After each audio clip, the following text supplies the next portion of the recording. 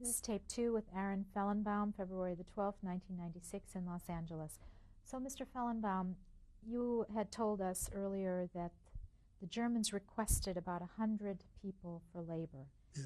How did you end up in that group? Well, the order came out, each house should give one person. I mean, not to show that anybody had any protection, so each gave a young man. You see, and of course it's young, whoever has this young man, they just went. Some of them, even some fathers didn't want their sons to go, so they went themselves. So they put us on trucks, and we wound up in Belzec. Belzec was a sub-camp of Majdanek and Treblinka. And we still didn't comprehend what's going to happen, but we came to Belzec, there were thousands and thousands of people already, because they were shipping people from all over Poland. And they set us up, and there was some, Belzec itself was a deserted city because it was right on the Russian border at that time with them. The Russian border was about a few kilometers from there. And every morning we marched to the Russian border and to build these, well, what do you call this? My memory. Fortifications for the on the Russian border. Also, there was a barbed wire, and on the way there and on the way back, we had to sing and march, And at one time, we had one young man somehow lifted up the barbed wire and got through. He was at home. He was a socialist. He was an idealist. He figured if he'll get into Russia, they'll pick him up with open arms. Okay, now the Germans threatened us they're going to shoot 10 people for that. So I remember a little incident. We had one man that he was, when we were marching, he had left at home a wife and 2 little children. And he was walking, and we were walking 5 abreast in the corner. So he was begging us maybe we could do something to save him. He shouldn't be the one to be picked to be shot, because he had a wife and 2 children at home. He was already a married man. But enough there, we were working every day. The food was very meager, I don't recall any special incidents over there. I don't recall any special incidents, because this was around 40. Did the Germans actually pick out 10 people, though, to shoot that time? I don't know. I don't know, maybe they picked up 1 or 2, you see, not maybe 10, but 1 or 2 they picked out. We were guarded at that time by the Ukrainians in the black uniforms. They were part of the SS that time. How was the treatment? Well, the treatment was beatings and Did you experience any beatings there? I don't know if I tell you the truth. I had my head on my shoulders. I was watching them. I saw it when they said singing. We watched them. We were singing. You see, I was watching them. Were you with anyone that you knew at that time? Well, yeah, I was new with some of the boys that I used to go to school, and we grew up together, because it's everybody had to give one person. And this lasted till about September or October of the same in 1940. The Judenrat, the Jewish Kehillah, made a deal with some SS commander, and they paid some gold and dollars to let us come home. And I know my family gave, for me, they had a $20 gold piece, and they gave it to them. So we came home, back to Ulanov. When I came to Ulanov, I met this guy that got through the barbed wire. So I asked him what happened. He said the Russians sent him back because they thought he might be a spy. and he was such a dedicated communist or socialist, you know. We were even before the war, we were discussing things, you know. How did you feel about being sent home that time? Sent home, well, sure, it was a godsend, you know. We were back home. At home was still quiet, and the Germans, because we were isolated community, and the bridges were broken, so they didn't yet take full control of the city. Maybe they didn't finalize their plans what to do. They didn't.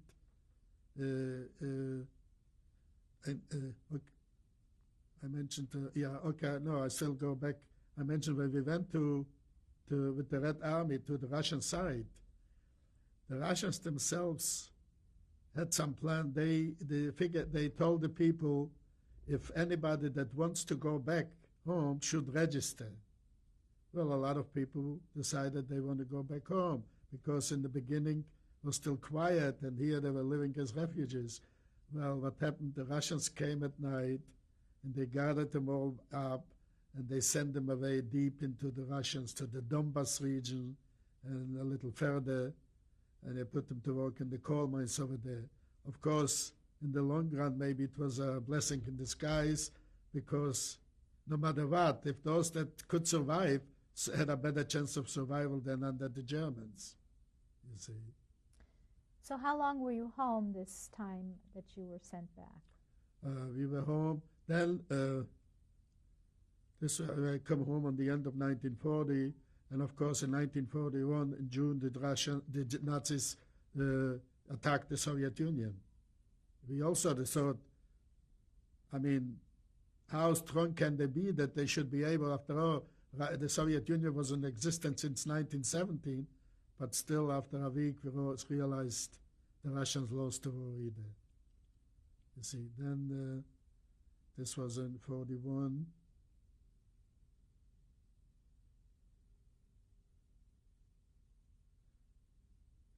And then we were at home, you know, and we were working for the Germans and everything else.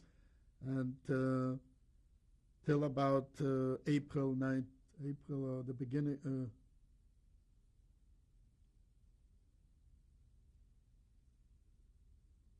and then after that, but towards the end of 41, they also requested about 180 people to a camp.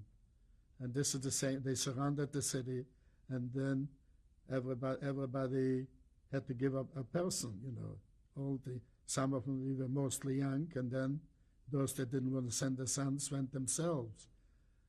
So, and they took us to a camp called Yanishuv. That was near a little city called Zaklikov or Krashnik. Also not far from. We were there about.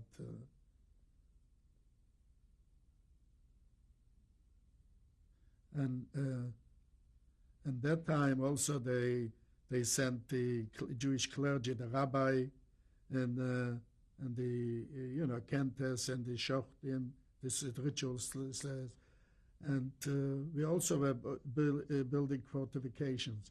When we came there, they only had one SS commandant. He even spoke Polish. It wasn't a big camp. Came about. With us and others, there was about 500-600 people. How did you get there? They put us on wagons with horses, not on the train, because our city did not have a train station. And they had already barracks prepared for us, and that commandant he made a speech, you know, that this and that. But he was a very rough character.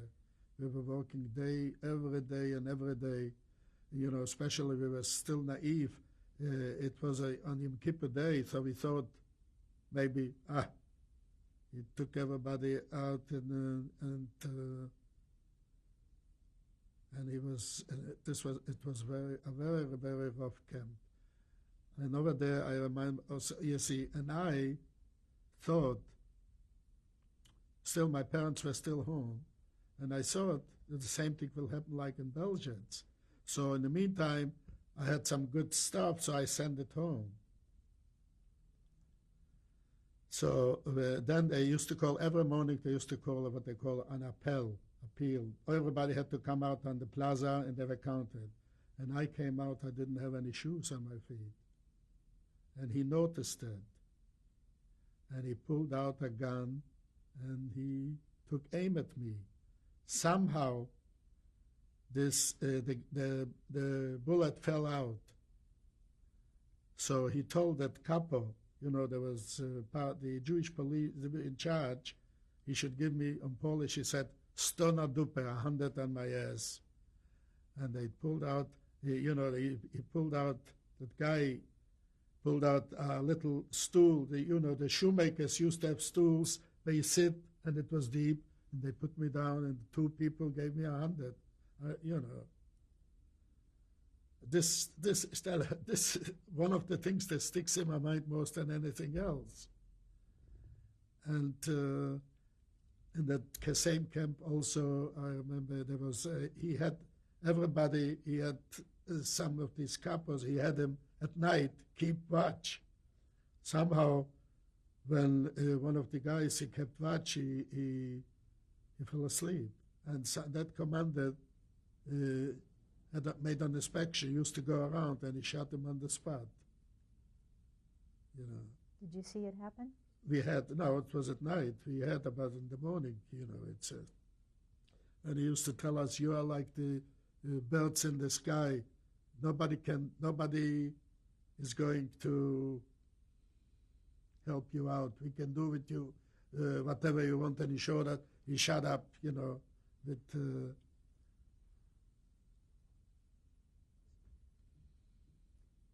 and over there, this lasted. So, and then we couldn't get home anymore because the Germans surrounded the city of Ulanov, and they took out all the women and children, and they sent them to Belgium, to Treblinka. This I was told after the war. But I knew that time that they were evacuated. And also, after the war, I think my Polish neighbor wrote me that they gathered some of the men, and they shot in the forests over there near Ulanov also. Because she told me one of her neighbors came in at night and he told her the story, you see. So there's no more to go home. But about April 1942, the Jewish partisans attacked the camp, and they killed that commandant. In fact, I mentioned to you, the 1939 Club issued a book recently, and one person mentions in a sentence that he was one of that attacked that camp, and they killed that commandant. And they told us, well, we can take you with us. We don't have a room, but you run to the forests, and maybe later on you will join a certain partisan group. Well, some of them did that, and we heard later on that they were all caught, or they were, and the rest we waited in the camp. In about 2 days, the SS came, and they put us on wagons. In the beginning we thought we were going to be executed. And they drove us to another camp called Budzin. Before you get to Budzin, let me just ask you, do you remember the name of this commandant? I have it written down. You want me to look? I can. No, I have it written down because he in the book he mentions his name. I have it written down in the book. So, on the way to Budzin, how did you go there? Were you just transported by horse and wagon? Yes, by horse and wagon, because it was not that too far from there. It also was a camp near Krasnik, you see. And nearby they had I don't know, it was a ammunition factory, you see. And we were marching to work to that factory. What were the conditions like in that camp?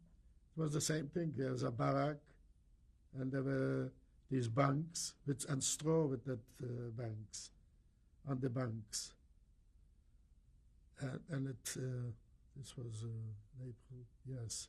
But in the winter, it was very, very cold, a very cold winter that time, very strong. And What kind of clothes were you wearing? we were just whatever we had. Didn't have shoes, we didn't have whatever. I didn't have much because the Germans didn't give us any clothes that time. Whatever I had left, pants maybe, and like I said, the good stuff I sent back home. And also, and over there in that Putin camp, the administration, there was a group of Jewish Polish officers that were taken prisoner. Very fine people, real fine people, and they were administering the camp. And they saw to it that the capos should not be so rough with us, with the Jews, but one time, I think one time, quite a few of these officers, they broke out of the camp and they tried to run away. Some of them, were caught, and they brought them back, and they hanged them upside down, and the whole camp was taken out, and we had to go around see how they were hanging. We had to make snowballs and throw it in snowballs.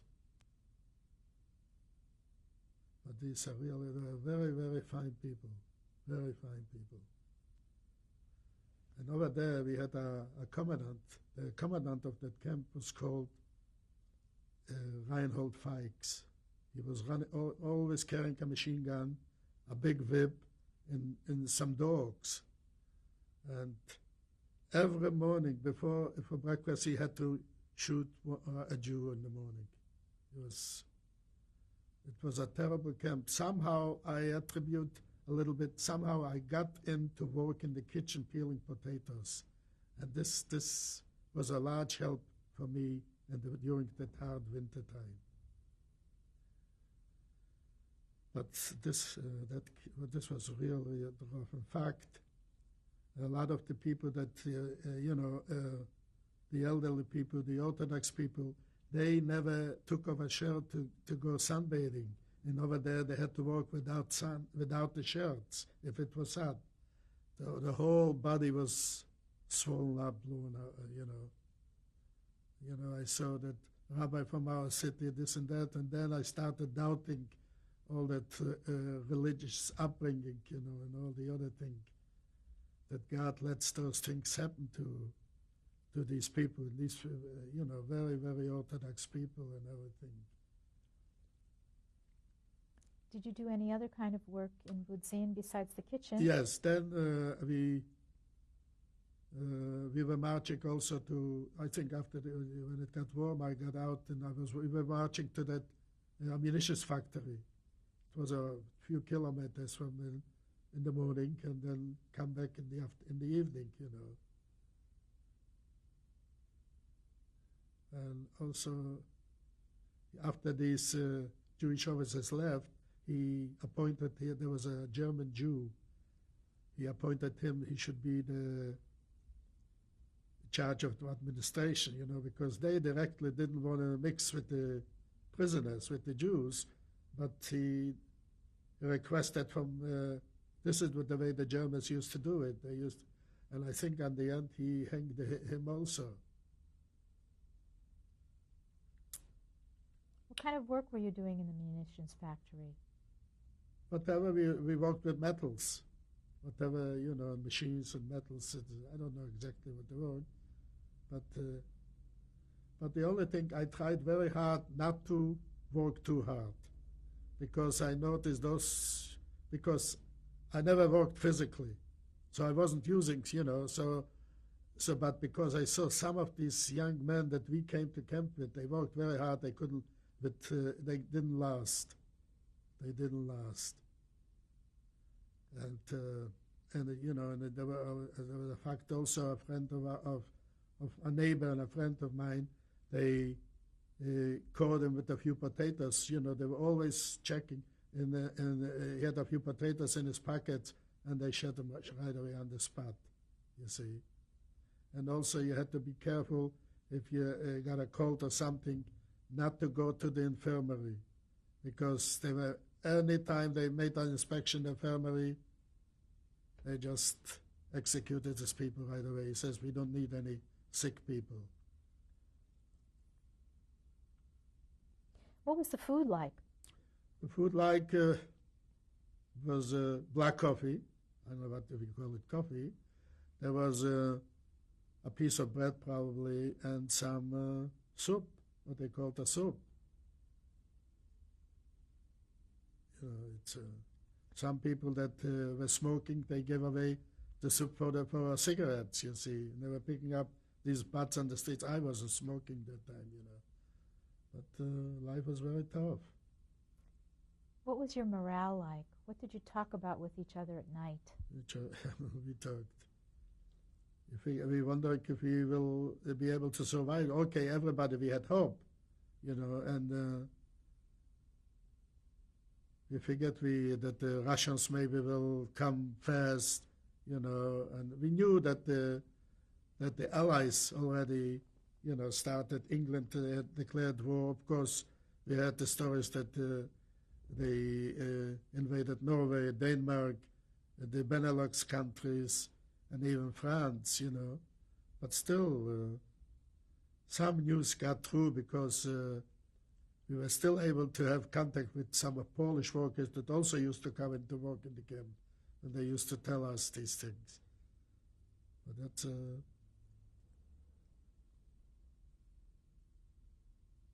So how long were you in Budzin? Budzin, then there was, they broke out in this camp in Budzin. This was a labor camp. They broke up a typhus epidemic and epidemic. So somehow a lot of people that died and everything, but somehow the rest of us, they were preparing another camp not far from there, also called Budzin. But that camp was called already a concentration camp. Over there, they already gave us these striped uniforms, and, but we were still going to work to that, to the same munitions factory, and that Fikes was still the commander. And every day they had a selection. They took away some people, they took them out, they had to dig their own the graves, and they were shooting them. This was about 1943 already.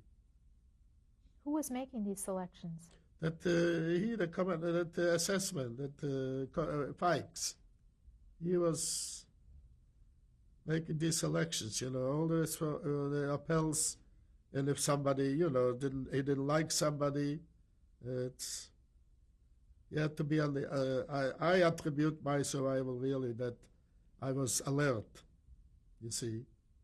I was very alert, and we're watching and everything. It's, if we saw them go here, we walked on the other side. And this was already in 1943.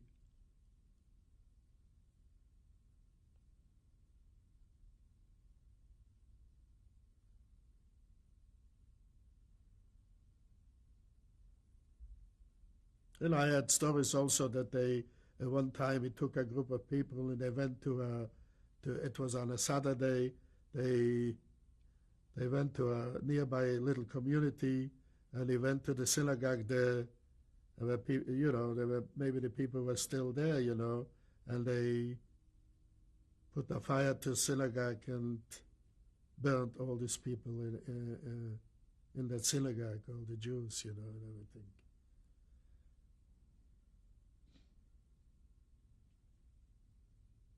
What happened after that? After that, let's see, this is 43. After that, we were hearing that the Russians are moving already, that they had a big defeat at Stalingrad, and the Russians were moving westwards to, you know, they liberated the Ukraine, you know. So I think they decided to move us also from Budzin westwards. So they took. So some groups.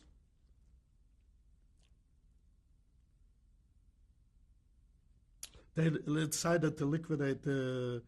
One day they were calling out some people who wants to volunteer. Who is a mechanic? They figure a mechanic is an easy job, So some people, but a friend of mine and he told me there is a motto: don't volunteer for anything. You see. So they wound up, I think, in Auschwitz, and. All the time I had a friend from home yet that we kept together. His name was Michael Marday. Even he was about 3-4 years younger than I, somehow he was very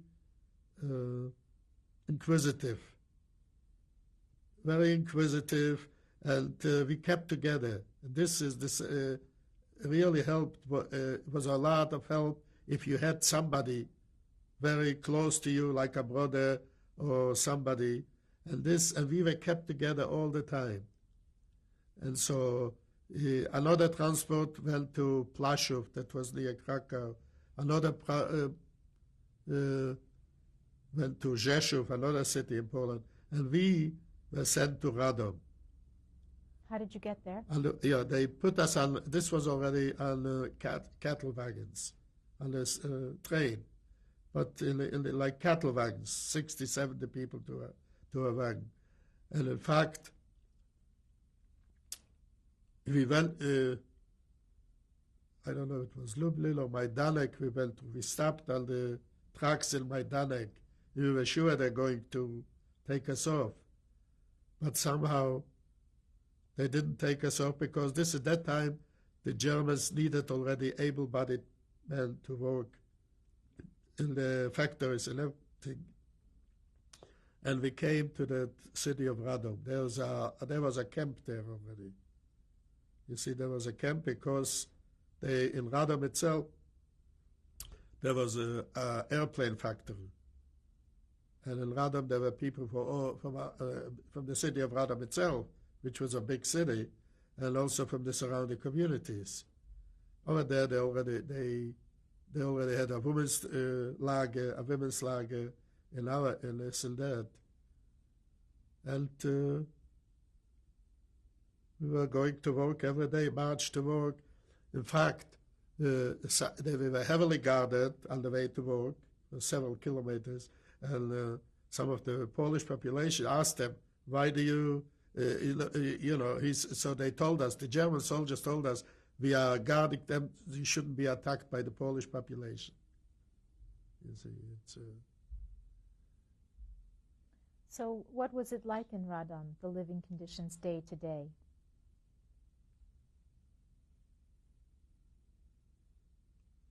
Well, it's a labor. I can't recall any incidents in Radom. But we're young, and if you were well, you could work.